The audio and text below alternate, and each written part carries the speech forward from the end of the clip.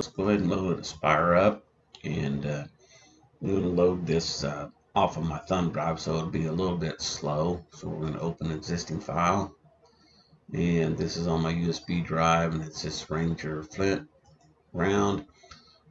Basically, I put a couple videos on here, and had a couple snafus where I wiped out the tops. And so what I'm going to do is make a jig off of here, which is 2 at a time, or 1, and I'm going to take the top and superimpose it down here, and then we'll just do that. So keeping this formation intact here, I'm going to go ahead and create a new sheet. So we'll go over here to sheets, and we're going to go here and add a new one, and we're going to call this top replacement, and go with that. And so we'll click that, and that'd be good enough. Go back up your design tab.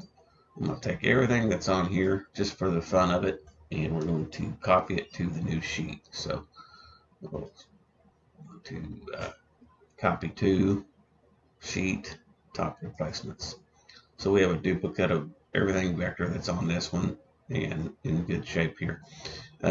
Also, while I'm over here, it wouldn't be a bad idea to go ahead and grab my toolpaths, and we're just going to grab all of them, and we'll go and create and save this to a save selected, save all visual toolpaths as a template, and we'll call it we're going to put it there, and that's template file, and that will basically save all those. So if we want to go back and pull them in without readjusting any of them, then we can do that. Okay, so we'll go over here and double click on the new sheet, which is top replacements. And again, what I'm going to do is, just since I'm not really needing these parts right over here, I'm going to just remove them there. And yeah, we're just going to remove them there. Oops. Capture screen is a little bit funky. So they're gone. And then I'm going to take this bottom and just go up to about right here and get rid of that, like that. Then this guy right here, I'm going to jump that and unclick the, pull my shift down, get rid of that one. And we're going to just mirror this. So we'll go right over here to the mirror tool, and we want it to flip vertical. So we want it to go to the bottom, and we want to edit, undo that, and we want it to create a mirrored copy. So it will leave that one in there. I'm sorry, I'm doing screen capturing, and so it'll create that now. And let's see what happened. Okay, let's go back here and try this one more time. Mirror selected item. So there it is there. And we're going to go edit, undo, so it doesn't create them there. Okay, so there we are here. We're going to create it now. So now we have the duplicates in there, and that's going to be good. So to keep this in the same shape as the other one, I want it to line up to here, because these parts here will probably be about the same. So if I flip this thing around, then it's going to be in the same dimension that. Now, an easy way for me to do this is just to draw a box. And I just call this kind of a jig box. And what this does is, when I get in here, I can move this thing in here. I'm going to turn off my snap to grids, and we're going to click on that, and we're going to zoom in on this right here.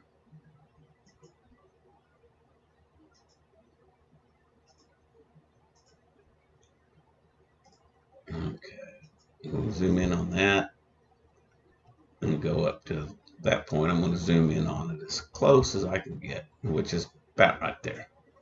Okay, then I'm going to look at the very top, up here at the top, see where I'm at, and there's my X, and there's my X here. Of course, I want to zoom out a little bit, so I'll zoom on that. We'll click on that, and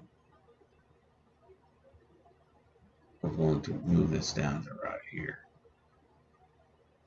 Okay, we're going to see where we're at. There it is again. I've zoomed in as much as I can.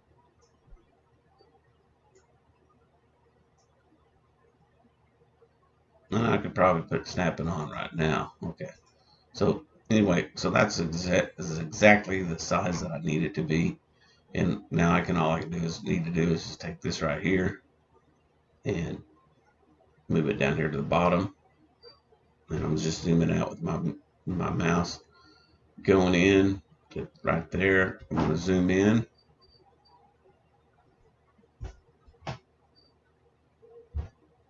Kind of get it close in there. And if I want to zoom into my selection, there it is there. Okay. And once again, I'm going to use my arrow keys and get right up on top of that as far as I can zoom in, which I'm right on it. Okay, now I'm going to zoom out a little bit and go up here and get my 3 rings. Right here. And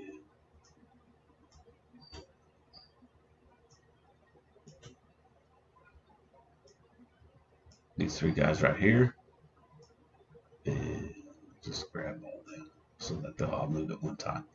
I'm going to zoom in on this, and we're just going to bounce it up to right here.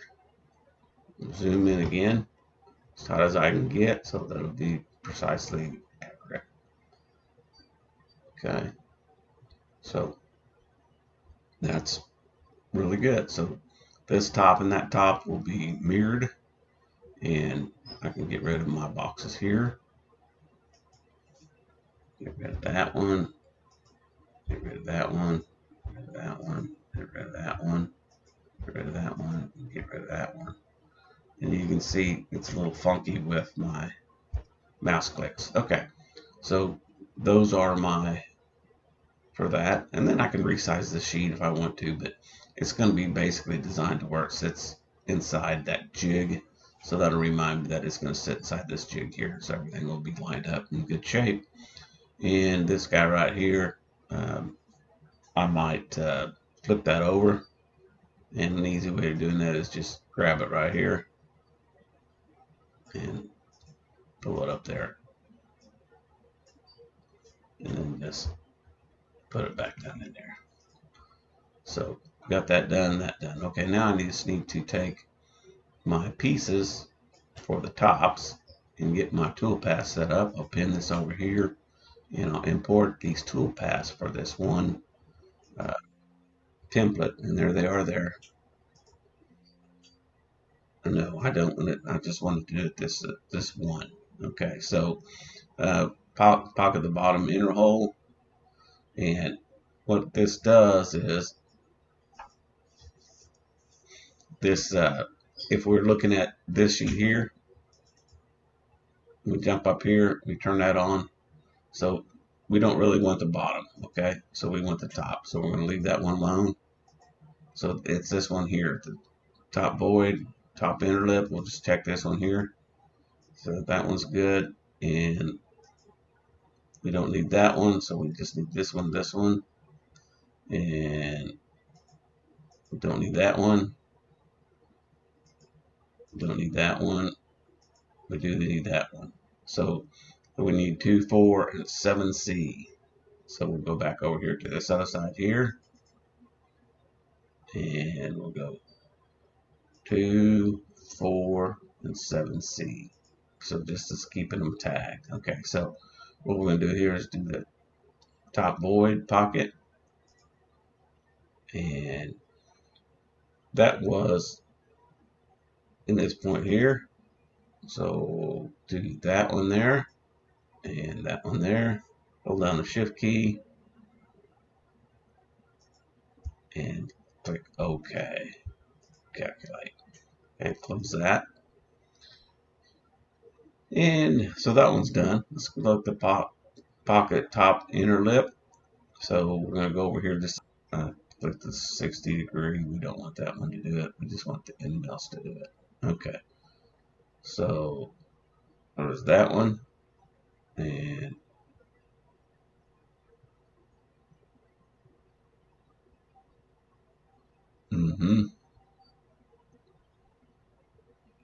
this one has no data, so I need to go in here and fix that.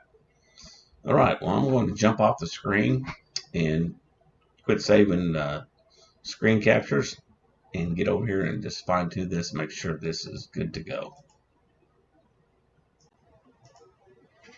All right, I did a little bit of a preview and checked my settings. I had one extra toolpath in there that was not quite right. And anyway, so when I reset my preview, I'm looking at them, reset my preview, and we're going to preview all toolpaths as it cuts them out. Everything's working just fine. Let's see here.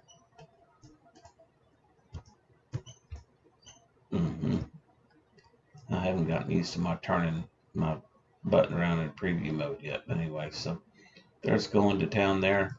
Everything's good. I've got my toolpath saved, and I've got my files saved. And I'm not used to the toolpaths being shown in the preview mode, which is fine. I just haven't gotten used to it yet.